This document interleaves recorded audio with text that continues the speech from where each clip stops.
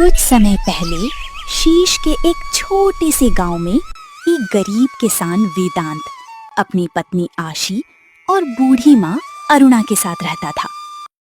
एक दिन सरपंच अपने कुछ आदमियों के साथ सुबह सुबह वेदांत के घर का दरवाजा बजाने लगते हैं।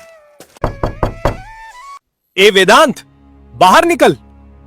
सरपंच की आवाज सुनकर वेदांत, उसकी पत्नी आशी और बूढ़ी माँ सभी बाहर आते हैं। सरपंच जी, आप यहाँ, वो भी इतनी सुबह सुबह, सब ठीक तो है ना? हाँ, सब ठीक है।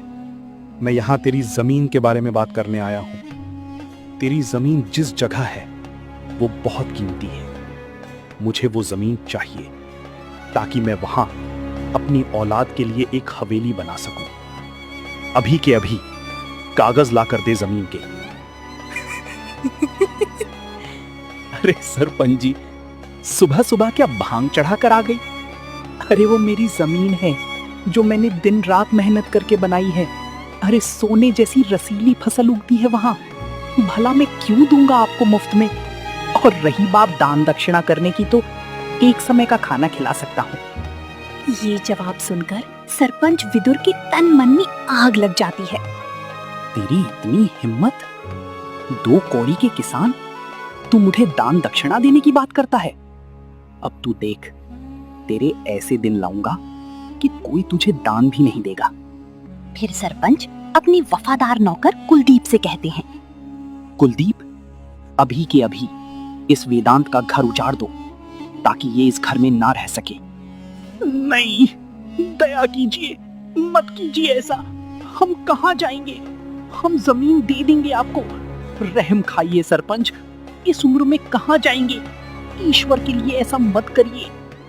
लेकिन सरपंच को दया नहीं आती। सरपंच के आदमी वेदांत के घर को खाक में मिला देते हैं और घर का नामो निशान मिट जाता है और पूरा परिवार एक पल में बेघर हो जाता है। ये आपने क्या कर दिया? मेरा घर उजाड़ दिया। मैं कहाँ जाऊं? अपनी बूढ़ी माँ और अपनी पत्नी को लेकर कहाँ जाऊं? गांव वालों, कान खोल कर सुन लो। ना कोई इसको रहने की जगह देगा और ना ही कोई इसकी मदद करेगा।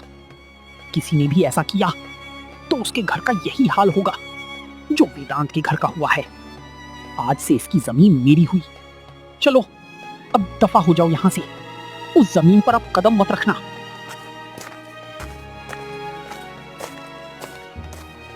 ऐसे ही 2 दिन बीत जाते हैं।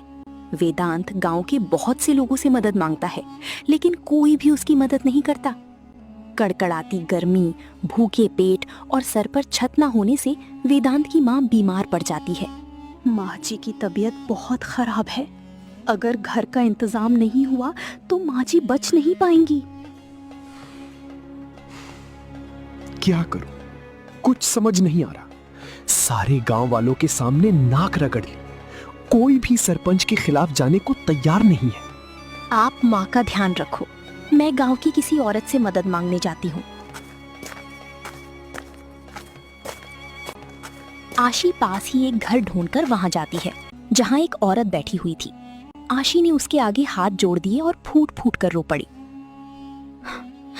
दया करो, हमारी मदद करो, बस एक दिन के लिए अपने घर में जगह दे दो। तुम्हारा घर काफी दूर है, सरपंच को कुछ पता नहीं चलेगा। एक औरत होकर दूसरी औरत का दर्द समझो। नहीं नहीं, मैं ऐसा नहीं कर सकती। अगर सरपंच को कुछ पता चल गया तो वो मुझे मार डालेगा। नहीं नहीं, तुम जाओ यहाँ से, किसी और से मदद मांगो। मैं और किससे मदद मांग सकती हूँ? तुम मेरी बात समझो। ईश्वर के लिए मेरी मदद करो। तुम्हें ऊपर वाले का वास्ता है, मेरी मदद करो।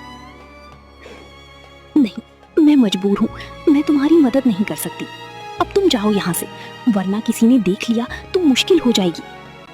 आशी और भी लोगों से मदद मांगती है, लेकिन कोई उसकी मदद नहीं करता और वो निराश होकर अपने पति वेदांत के पास जाती है। मैंने बहुत कोशिश की, लोगों से मिन्नतें की, लेकिन किसी ने भी हमारी मदद नहीं की।